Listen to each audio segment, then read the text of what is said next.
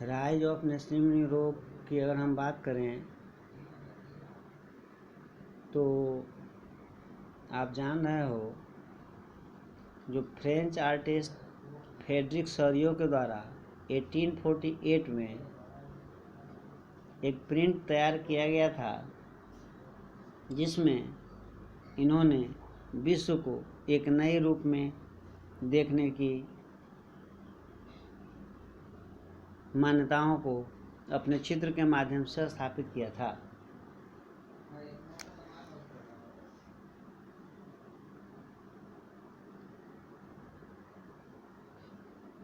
Frederick सॉरियो अपने print के माध्यम से इस बात को स्थापित किया था कि किस प्रकार से यूरोपियंस एंड अमेरिकन पीपुल जो एक लंबे क्यू में लगे हुए हैं और ये सब के सब स्टैच्यू ऑफ लिबर्टी के पास पहुंचना चाह रहे हैं,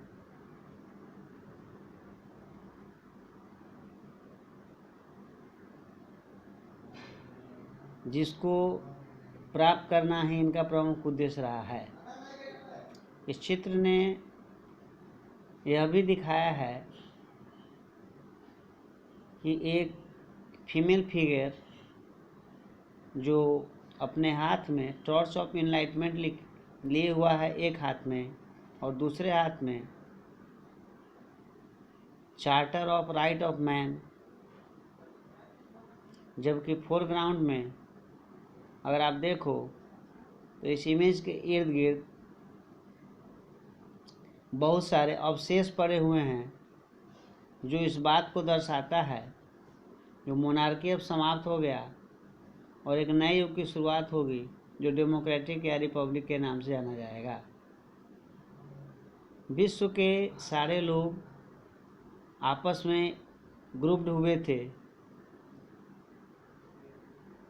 जिनकी अपनी अलग पहचान थी और इस पहचान को स्थापित करने के लिए इन्होंने फ्लैग्स या नेशनल कस्ट्यूम्स का प्रयोग करना शुरू किया था। इस क्यू में जितने भी कंट्री लगे हुए हैं उसमें अमेरिका और स्विट्ज़रलैंड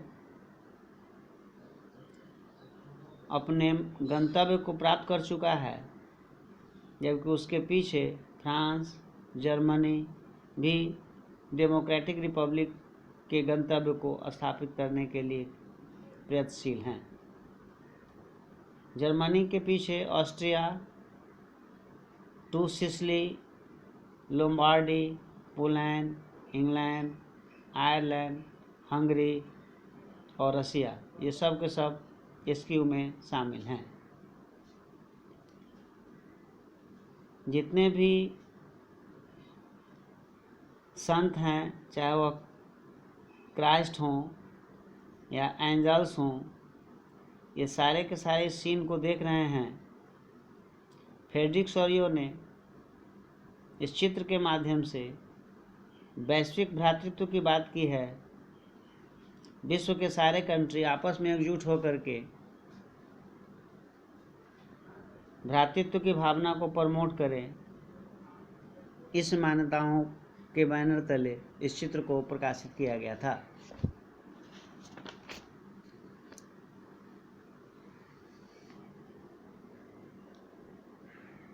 जर्मन पीपुल जो अपने हाथ में एक फ्लैग लेकर के थे, जो जर्मन स्पीकिंग सारे राज्यों को नेशनल स्टेट के रूप में डेमोक्रेटिक कॉन्स्टिट्यूशंस के आधार पर स्थापित करना चाहते थे। इस चैप्टर में 19वीं शताब्दी के राष्ट्रवाद का विकास कैसे हुआ है, खास करके यूरोप में, इसको ही दर्शाने का प्रयास किया गया है। एंड रिजल्ट अगर हम लोग देखें तो नेशन स्टेट का विकास पूरे वैश्विक लेवल पर होनी शुरू हुई थी और मल्टीनेशनल डायनेस्टी जो था, डायनेस्टिक एम्पायर जो थे, वो सब के सब धीरे धीरे समाप्त हो रहे थे। The concept and practices